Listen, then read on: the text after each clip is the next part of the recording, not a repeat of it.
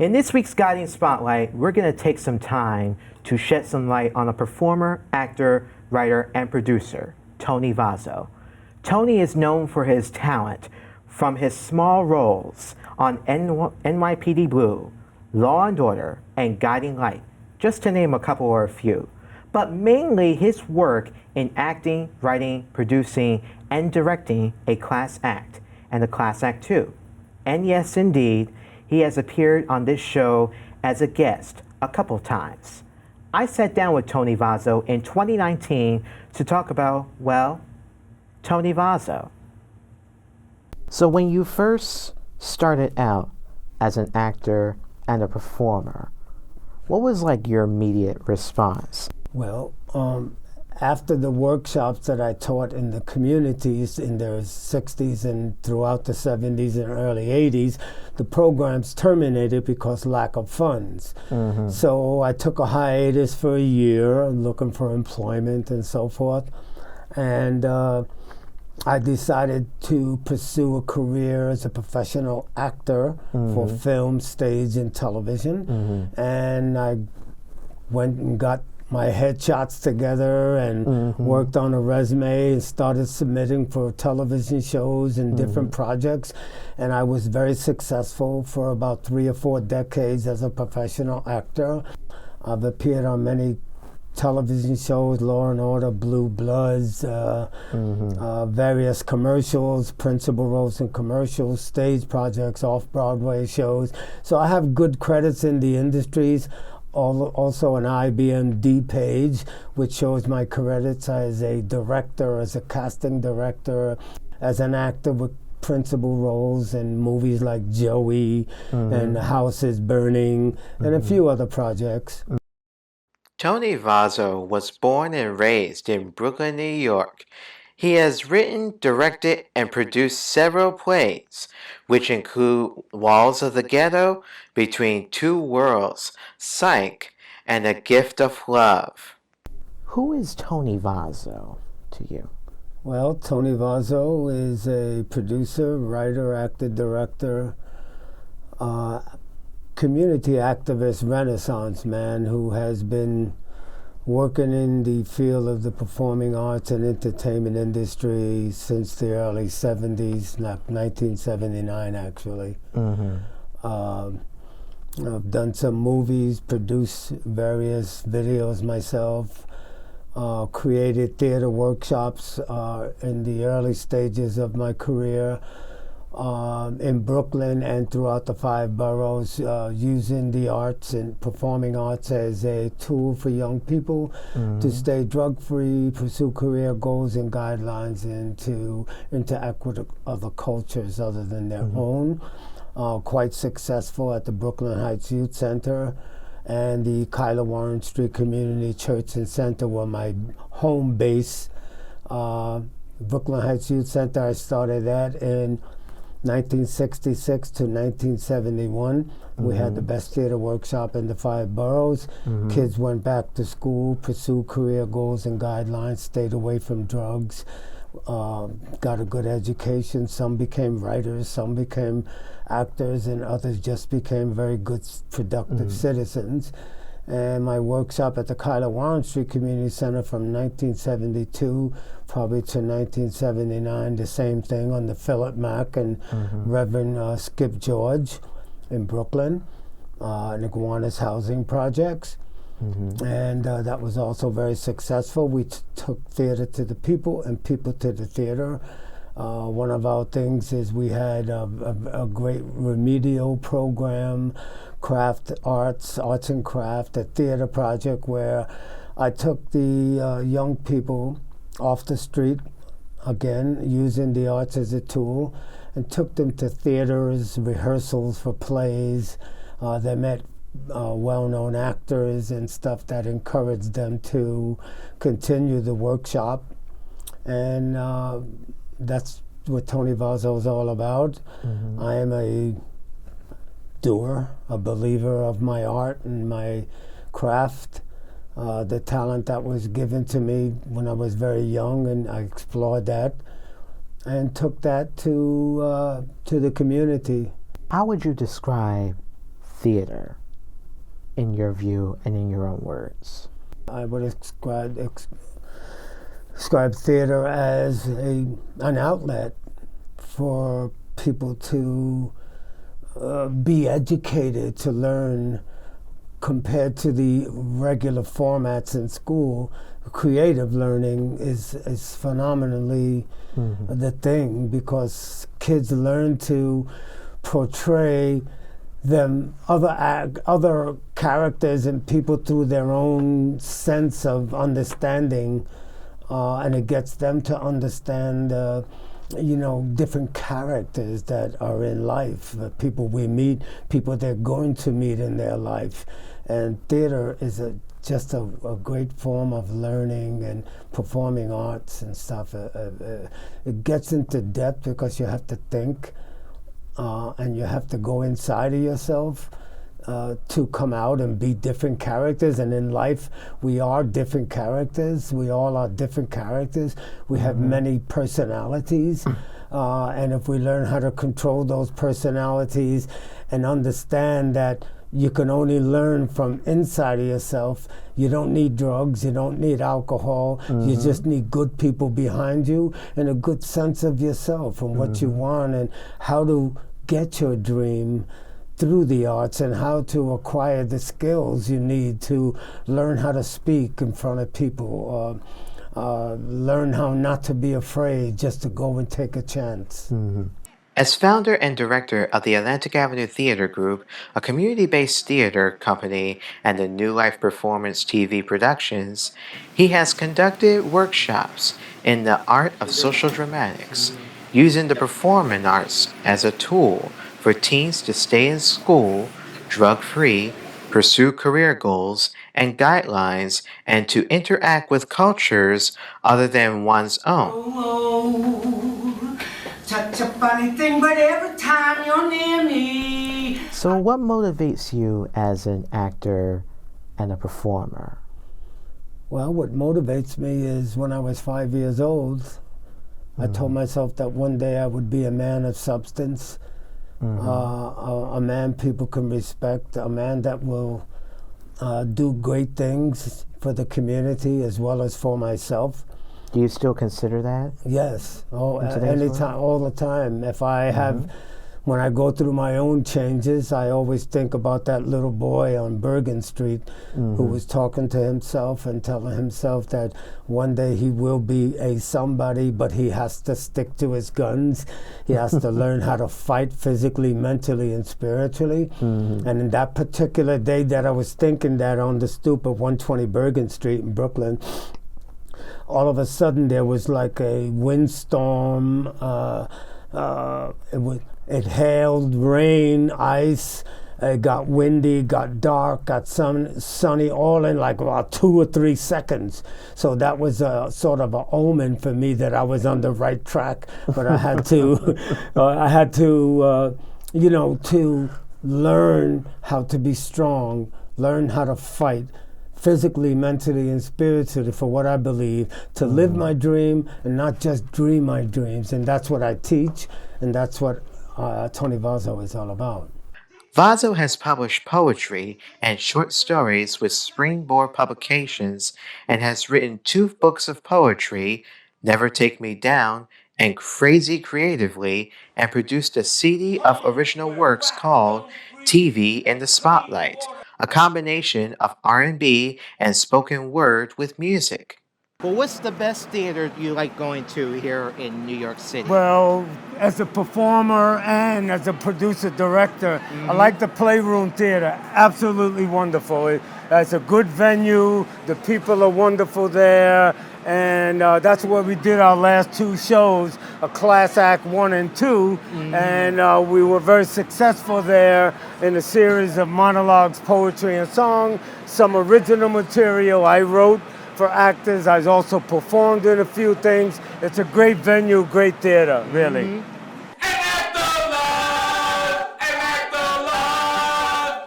In 2018, Tony Vazzo produced and directed a Class Act and a Class Act 2. Both of them are which a showcase of scenes, poetry, monologue, and song, both taped along Broadway. flag wavers, name callers, a big tall freaky mama standing in the middle of the ocean.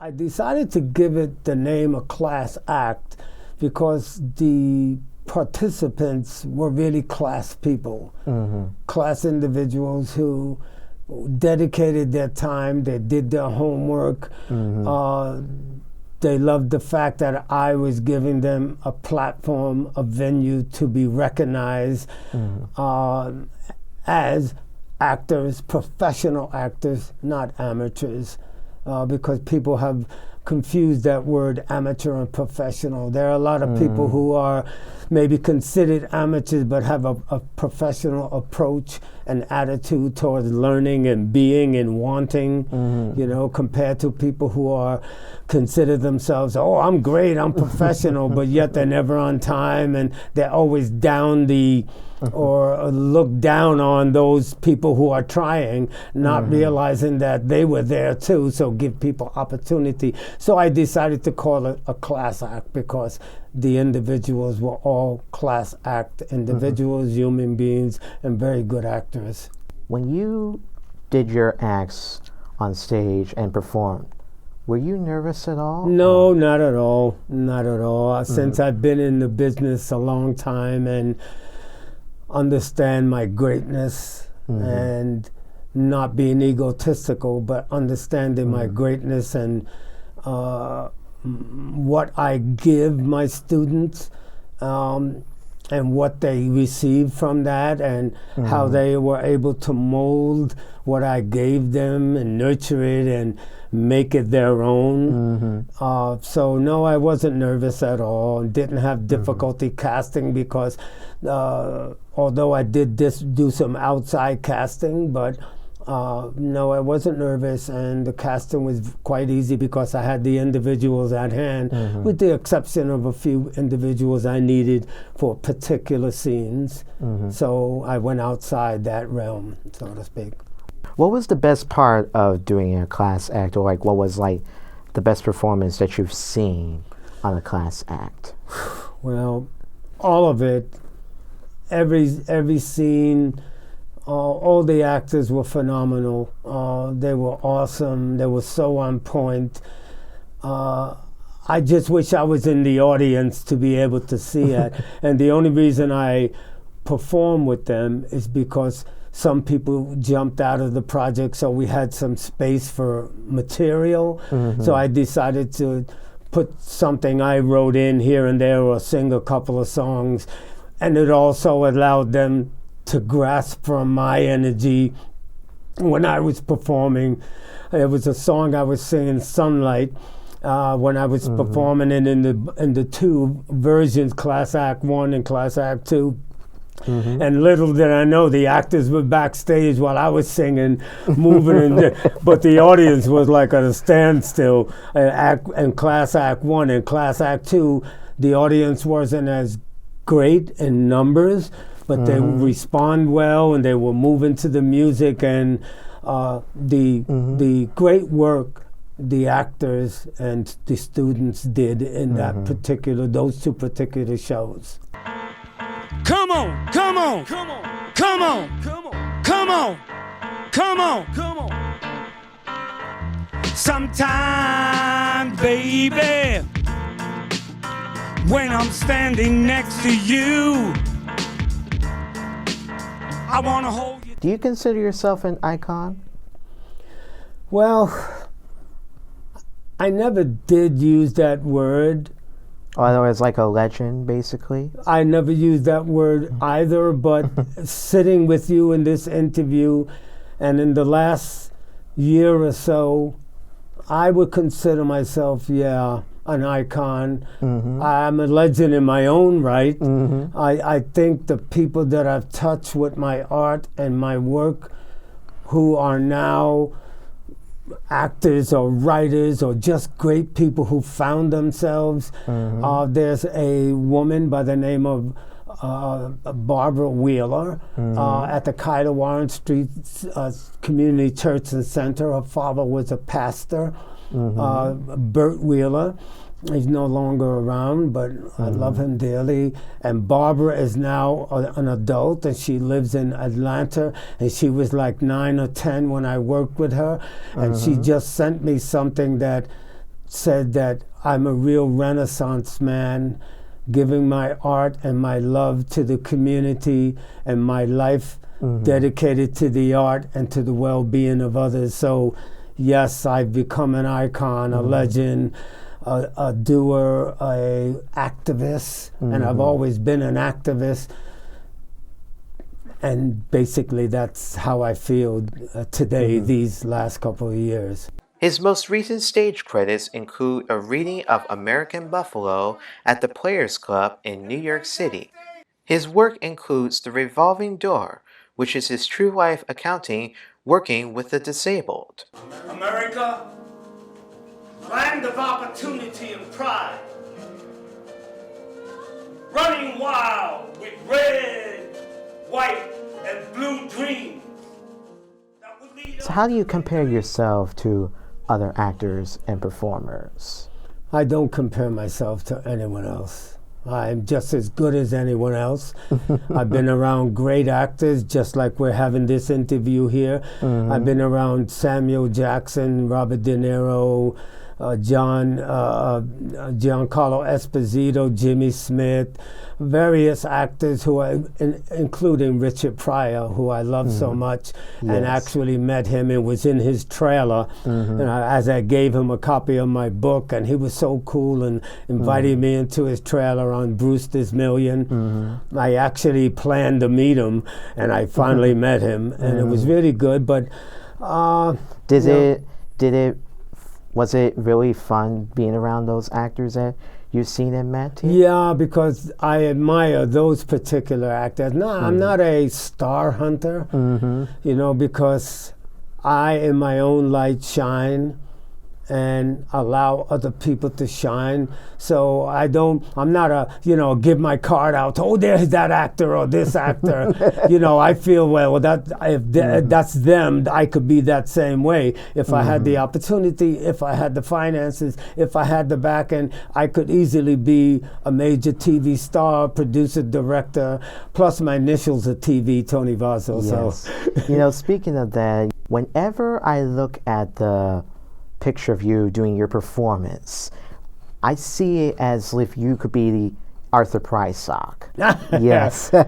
But do you ever get sometimes like the comments for looking like Arthur Prysock? Well, yes, I've gotten that comment that I resemble Arthur Prysock, and also I sort of have his deep baritone voice as a singer. I always loved him. He was one of my favorite vocalists. I have most of his music either on albums or CDs, and there's one particular song that I love that he used to sing. It's called "What Are You Doing the Rest of Your Life?" And it goes like, "What are you doing the rest of your life? North and south and east and west of your life." Very beautiful, beautiful ballad. A few other people, but there's only one Tony Vazzo. I love performing. I love who I am. I love that aspect of my life. Sometimes my personal life is not so great, or people's personal lives are not so great, but if you're doing what you enjoy, you can find happiness and greatness, and that's what I'm all about. I love what I do. I just love what I do. I love the fact that I do it well, and I've always known that I was capable of taking my life to many different levels through my adversity, because I've had a difficult life, a difficult childhood, a difficult teen life, a difficult younger life, but I never let that stop me from living my dream, not just dreaming them. So how do you think the actors or other folks describe you as an individual? Amazing, great, cool, real, down to earth. My students understand what my purpose is, and my purpose is to allow them to shine, let them feel the greatness that I have and share my greatness with them, mentally, physically, and spiritually, encouraging them to go out and audition, not to be afraid. And that's what the workshop was about. How to audition, the do's and don'ts of auditions, what to say at audition, what not to say, things of that nature. And they love me, and I love them dearly. They are my family. If you had the opportunity to do all of what you've done throughout your past life, what would you do differently compared to how you did it back then? Well, it's kind of a difficult question because I always wanted to be a professional boxer. I was being trained at an early age by this prize fighter from England.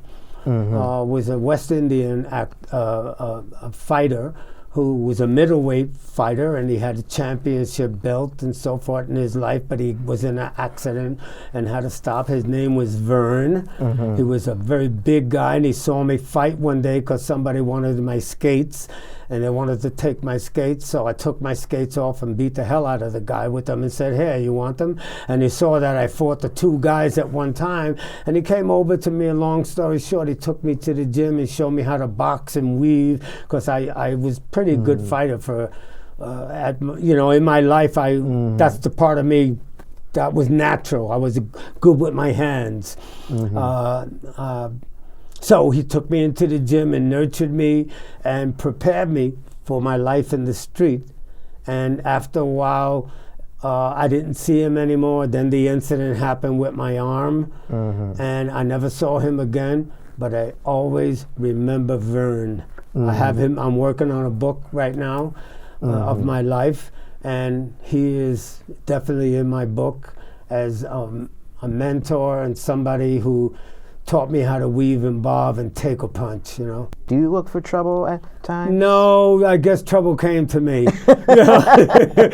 He is very thankful to his family and friends for believing in the power and the magic of the real Tony Vazzo and the support he gets throughout his crazy and creative career.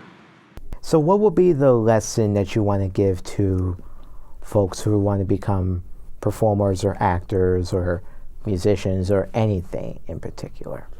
Just believe in yourself. If you want to learn and you want to do that, whatever you want to do in life, there's always a way to learn, especially today with all the technology. Read books on it, go online, do research. And if you are into being an actor or performer, then find a community center that you can work out of. There are people that are there for you. You just have to go out and find those people and just believe in yourself.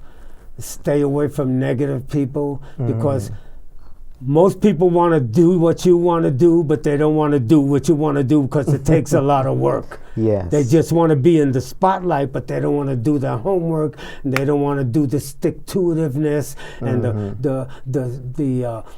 they call it brainstorming that you must do if you want to be an actor, writer, dancer, producer in the entertainment field. Because and there's all levels of the entertainment field.